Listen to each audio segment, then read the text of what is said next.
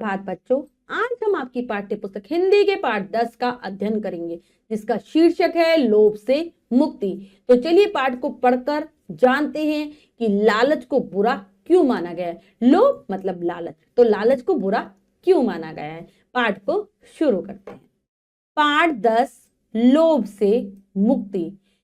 प्रस्तुत पाठ के माध्यम से लेखक ने बताया है कि लालच बुरी बला है, बला होती है। व्यक्ति अधिक लालच के चक्कर में फंसकर अपने जीवन की कमाई हुई संपत्ति भी नष्ट कर देता है। इस पाठ में एक ऐसे ही लालची साधु की कहानी है जो अपने जीवन भर की कमाई संपत्ति खो बैठता है और अंत में उसे लालच से मुक्ति मिल जाती है।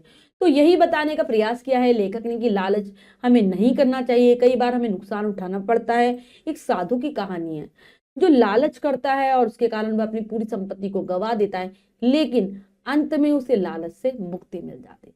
पढ़ते हैं पाठ। बहुत दिनों की बात है, गंगा नदी के तट पर हिरण्याब नाम का एक साधु रहता था। उसने अपना घर परिवार सभी त्याग दिया था। वह अकेला ही वन में रहता और भगवान का भजन करता था। तो ये कहानी बहुत पुरानी है। गंगा नदी के किनारे एक साधु रहता था जिसका नाम था हिरण्याब। उसने अपने घर परिवार को सबको छोड़ दिया था और अकेला आराम से जंगल में रहता था, भगवान का भजन करता था। यही उसकी दिनचर्या थी।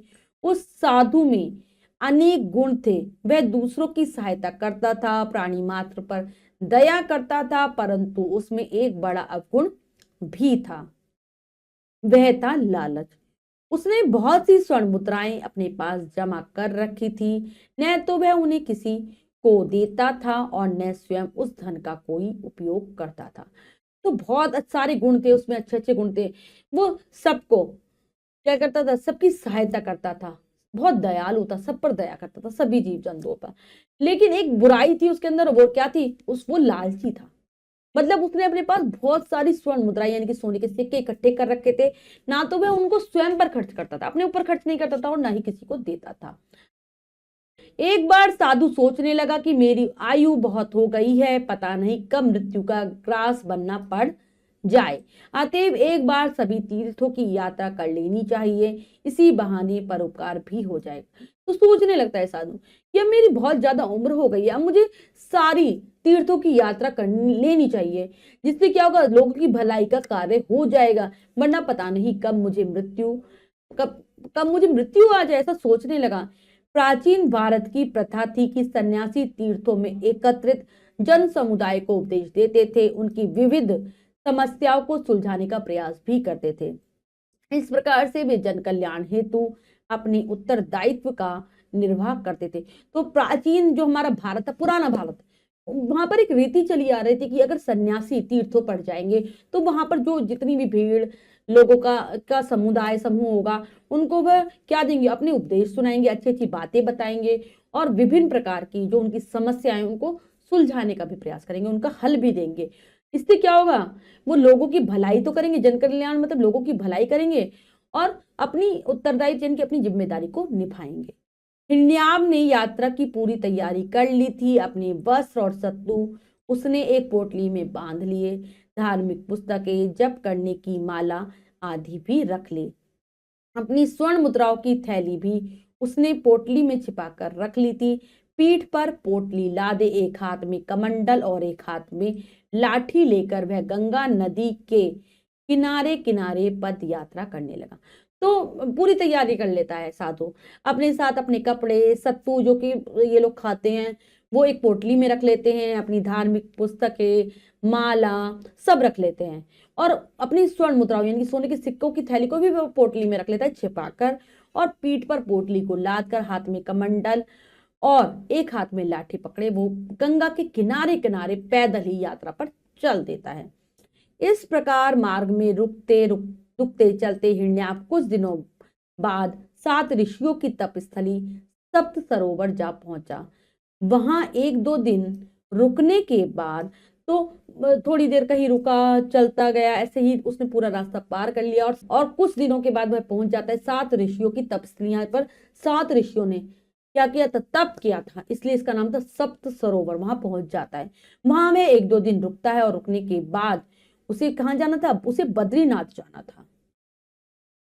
अब तक का रास्ता तो सीधा साधा था, वह गंगा के किनारे किनारे चलता रहा। मार्ग में अनेक तीर्थ यात्री भी मिलते रहे, परंतु अब उसे पहाड़ों की दुर्गम चट्टानें चढ़नी थी। रास्ते में बहुत से यात्रियों के मिलने की आशा भी न थी। हिरण्याब ने सुन रखा था कि पहाड़ी कंदराओं और घने वनों में लुटेरे छिपे रहते हैं, वे रास्ता चलते यात्रियों को लूट लेते हैं। तो यहाँ तक ये तो आराम से उसकी यात्रा पूर्ण हो गई थी, क्योंकि बहुत सीधा साधा सा आराम से रास्ता चल रहा था, गंगा के किनारे किनारे चलकर वो पहुंच रहा था। बहुत सारे तीर्थ यात्री भी उसे रास्ते में मिलते जा रहे थे। लेकिन अब जब उसे बद्रीनाथ जाना था तो वहां पर जो पहाड़ों की दुर्गम यानी कि कठिन चट्टानों पर उसे चढ़ना था, और यहाँ पर ज्यादा यात्री भी नहीं मिलते उसको। और ये भी सुन रखा था कि रास्ते में जो पहाड़ी कंदराएं यानी कि पहाड़ी गुफाएं होती है, और घने वनों में लुटेरे डाकू छुपे रहते हैं, और जो भी यहाँ से गुजरता है उन यात्रियों को वे लूट लेते हैं। उसे अपने धन के विषय में चिंता होने लगी। वह समझ नहीं पा रहा था कि धन का क्या करे, क्योंकि साथ ले चलने में तो डर था कि डाकू धन के लोभ से कहीं उसके प्राण ही ना ले लें। जिस स्थान पर साधु था वह स्थान भी उसके लिए अपरिचित था, सभी व्यक्ति भी अपरिचित थे, अतएव वह किसी को भी धन सौंप कर नहीं जा सकता था। तो क्या होने लगी उस साधु को चिंता? अपने धन की, अपनी स्वर्ण मुद्राओं की होने लगी। उसे समझ नहीं आ रहा था वह इस धन को क्या करे। अगर रास्ते में लेके जाएगा तो डाकू लूट लेंगे और उसकी जान भी ले सकते हैं धन के लालच में। डाकू वह सोचने लगा। तो और वह इस स्थान पर भी किसी को नहीं जानता था, और स्थान भी अपरिचित था, मतलब जानता नहीं था। तो वह जिसको धन सौंप दे, यहाँ पर ऐसा भी कोई व्यक्ति नहीं था। कई दिन तक सोच विचार करने के बाद हिरण्याब को सहसा एक अद्भुत उपाय सूझा। दूसरे दिन वह दिन के दूसरे पहर में ही उठ बैठा, गंगा किनारे जाकर नित्य कर्म से निर्वृत्त हुआ, स्नान ध्यान आदि किया, फिर गंगा के बालुकामय तट पर निर्जन स्थान की ओर बढ़ता ही चला गया। तो बहुत दिनों तक वह सोचता रहता है, इस बारे में सोच विचार करता है। लेकिन एक दिन उसे अचानक से एक विचित्र सा उपाय उसके दिमाग में आता है। दूसरे दिन में क्या करता है, दूसरे पैर में ही उठ जाता है, मतलब सुबह सुबह उठ जाता है, बहुत जल्दी, अंधेरे अंधेरे में। और अपने सारे कामों को निपटाने के बाद, स्नान ध्यान आदि करने के बाद, वो गंगा का जो बालुकामय यानी कि जो यहाँ रेत ही रेत फैला हुआ था, उस किनारे से एक निर्जन स्थान की ओर, सुनसान रास्ते की ओर आगे बढ़ने लगा। लगभग 2-2.5 मील चलने के बाद हिरण्याब रुका। उसने चारों ओर निगाह दौड़ाई। वातावरण में अभी अंधेरा सा छाया हुआ था, वह स्थान जन शून्य था। हिरण्याब ने बालू में 2 हाथ गहरा गड्ढा खोदा, स्वर्ण मुद्राओं की थैली निकालकर चुपचाप उसमें रख दी। तो क्या करता है, 2-2.5 मील चलता है, फिर एक जगह पर जाकर वह रुक जाता है, चारों तरफ देखता है। अभी भी थोड़ा थोड़ा अंधेरा सा ही था, दिन पूरी तरीके से निकला नहीं था, और वह स्थान जनशून्य यहाँ पर, यानी कि वहां पर कोई भी आदमी दिखाई नहीं दे रहा था, एक भी आदमी नहीं था। और वो क्या करता है, वहां पर जो बालू थी उसमें 2 हाथ गहरा गड्ढा खोद देता है, मतलब जैसे एक हाथ हमारे पूरा है इतना, और एक इतना, और उसमें अपनी स्वर्ण मुद्राओं की जो थैली है उसको डाल देता है। उसके बाद क्या करता है, वह ऊपर से बालू से उसे पाट दिया, फिर उसमें बालू भर देता है। फिर उसके ऊपर गंगा के काले काले पत्थर चुनकर बालू और पत्थरों से ऊंचा सा शिवलिंग बनाया, पुष्प आदि से उसकी पूजा की। इसके बाद फिर हिरण्याब खुशी खुशी आगे तीर्थ यात्रा पर बढ़ गया। क्या करता है, वो गंगा में से जो काले काले से पत्थर है उनको चुन लेता है, बालू के साथ मिलाकर एक शिवलिंग की स्थापना कर देता है, और फिर उसकी पूजा भी कर देता है। पूजा करने के बाद वहां से आगे चला जाता है। हिरण्याब के जाने के 4-5 दिन बाद 30-40 तीर्थयात्रियों का एक दल वहां से निकला। उस दल में श्रेष्ठ बुद्धि नाम का एक वणिक भी था। उसकी दृष्टि पत्थर और बालू से बने शिवलिंग पर पड़ी।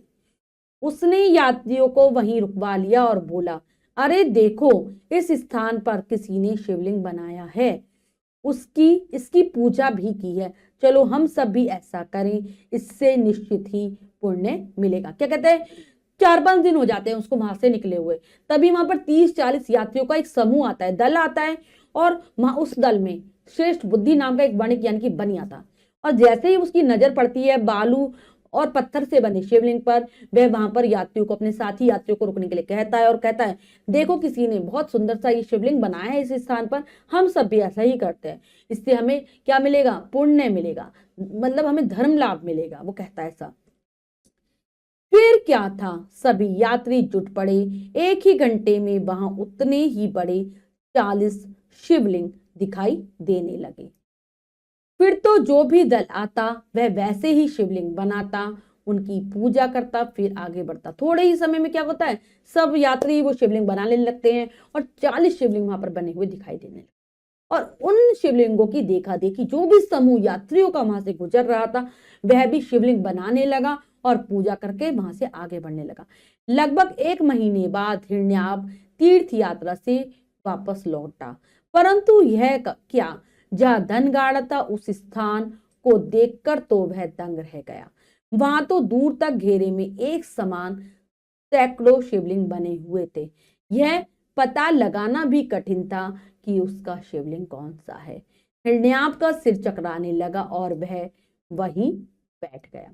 तो जब 1 महीने की तीर्थ यात्रा के बाद हिरण्याब उसी स्थान पर आता है तो क्या देखता है, वो देखता है, आश्चर्य में पड़ जाता है कि जहां उसने धन गाड़ा था और शिवलिंग बनाया था, वहीं पर सैकड़ों की संख्या में, सैकड़ों यानी कि 100 से अधिक संख्या में शिवलिंग बने हुए हैं। अब वो ये पता नहीं लगा सकता था कि उसका शिवलिंग कौन सा है, जहां उसने धन गाड़ा था। उसको चक्कर आने लगते हैं और वह एक स्थान पर बैठ जाता है। बहुत देर तक शिवलिंगों के उस मेले को देखता रहा। सूर्यास्त हो चला, किनारे पर बहती हुई गंगा कल कल ध्वनि के साथ उससे कुछ कहना चाह रही थी। वह सोचने लगा, देखो किसी ने ठीक ही कहा है कि वह धन नष्ट हो जाता है जिससे हम न तो दूसरों का भला करते हैं न अपने लिए उसका उपयोग ही करते हैं। मैं तो सन्यासी हूं, मुझे तो धन के लोभ में पड़ना ही नहीं चाहिए था। भगवान ने मुझे शिक्षा देने के लिए ही यह सब किया है। बहुत देर तक देखता रहता है, सूरज छिपने वाला होता है और गंगा की नदी से लगातार कल कल की ध्वनि आवाज आ रही थी। उसे लग रहा था कि गंगा नदी उससे कुछ कहना चाह रही है। वह सोचता है, किसी ने कहा, ठीक ही कहा ये बात कि जिस धन का हम उपयोग नहीं करते अपने लिए और दूसरों की भलाई के लिए, वो धन नष्ट हो जाता है। तो मैंने क्या करा, ना तो अपने लिए प्रयोग करा धन का और ना दूसरों के लिए। मैं तो सन्यासी हूं, मुझे धन के लालच में नहीं पड़ना चाहिए। और ये सब भगवान ने मुझे शिक्षा देने के लिए किया है, सीख देने के लिए किया है। इस आत्मबोध से हिरण्याब का सारा दुख दूर हो गया। वह कमंडल और लाठी लेकर खुशी खुशी आगे की यात्रा पर बढ़ गया।